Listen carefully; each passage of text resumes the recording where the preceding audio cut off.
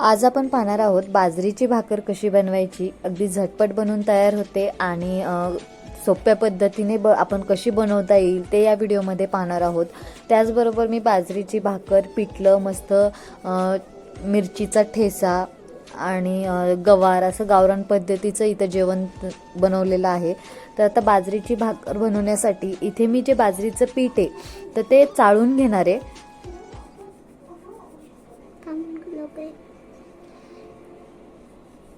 जर याच्यामध्ये काही घाण किंवा कधी कधी मोठं असेल तर त्याच्यामध्ये चाळण असण्याची जास्त शक्यता असते, तर त्याच्यामुळे हे पीठ चाळून घ्यायचं. आणि चवीपुरतं मी थोडंसं त्याच्यामध्ये मीठ घातलेलं आहे. तुम्ही बाजरीची भाकर करताना लक्ष ठेवा की मीठ त्याच्यामध्ये थोडंसं घाला, कारण मिठाने काय होतं तर बाजरीच्या भाकरीला अजून छान टेस्ट येते. तर हिवाळ्याच्या दिवसांमध्ये बरेच जण हे आवर्जून खातात.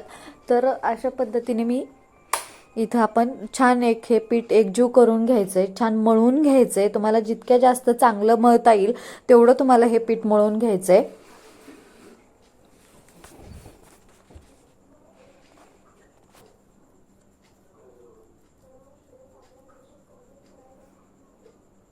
तर इथं तुम्ही पाहू शकता मला जेवढ्या ह्याच्यामध्ये छान असं मऊसूर आणि असं एकदम मला जसं भाकरी थापायला एवढं हे होईल त्यानुसार मी हे पीठ खूपदा असं एकजीव करून घेतलंय, मळून घेतलंय छान.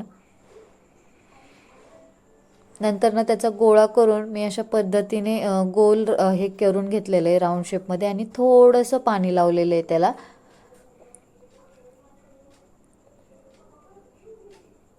आता याच्यावरती आपण थोडंसं पीठ घालूयात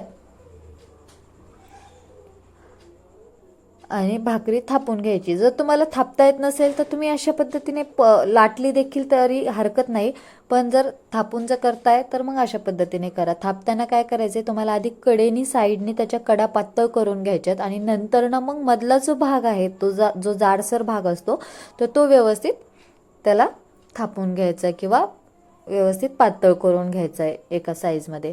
तर आता इथं तवा गरम करण्यासाठी ठेवला होता. तवा आपला छान गरम झालेला असला पाहिजे जेव्हा आपण भाकरी टाकतो तव्यावरती, नाही तर भाकरी पचत नाही आणि ती तशीच कच्ची राहण्याची शक्यता असते.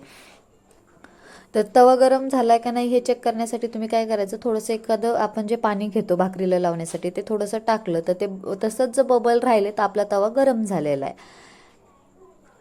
तर आता मी ते भाकरी अशी तव्यावर टाकली होती, त्याच्यावरती छान असं सगळीकडून मी पाणी पसरवून घेतलंय, छान भाकरीला लावून घेतलंय. आणि इथं तुम्ही पाहू शकता मी एक भाकरीची साईड पलटवून घेतलेली आहे, तर ती छान पलटलेली आणि पचलेली देखील आहे.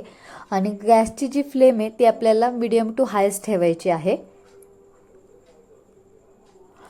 तर दोन्ही साईडनी व्यवस्थित भाकरी जर गरम झाली तर तुम्ही अशी नंतर तव्यावरती भाजून घ्या. तुम्ही पाहू शकता इथं कशी मस्त अशी टम्म अशी भाकरी फुगलेली आहे.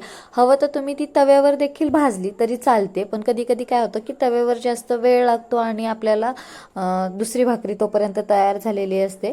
जर तुमच्याकडे वेळ असेल तर तुम्ही तव्यावर देखील भाजली तरी हरकत नाही. आणि जर तुम्ही गॅसवर भाजताय तर मग कडेनी व्यवस्थित भाजून घ्या. तशाच पद्धतीने मी दुसरी देखील भाकरी छान भाजून घेतली, त्याला छान पाणी लावून घेतलंय व दोन्ही साईडनी ती व्यवस्थित भाजून घेतलेली आहे. सेम पद्धतीने आपल्याला ती देखील गॅसवर भाजून घेणार आहे मी. इथं तुम्ही पाहू शकता आपल्या छान भाकरी तयार झालेल्या आहेत. त्याच्यासोबतच मी खायला पिठलं केलेलं आहे आणि जो आपला मिरचीचा ठेचा असतो, लोणचं, कांदा आणि गवार असा गावरान जेवणाचा बेत आहे छान मस्त. जर तुम्ही हे फक्त भाकरीचं कसं आहे की ते पीठ मळताना व्यवस्थित मळलं गेलं पाहिजे आणि थापताना व्यवस्थित थापलं गेलं पाहिजे, ज्याच्या चिरा नाही पडल्या पाहिजे. जर पीठ छान मळलं गेलं तर चिरा पडणारच नाहीत. तर अशाच नवनवीन व चमचमीत रेसिपीजसाठी आपल्या चॅनलला लाईक, शेअर, सबस्क्राईब करायला विसरू नका. तोपर्यंत मस्त राहा, खात राहा.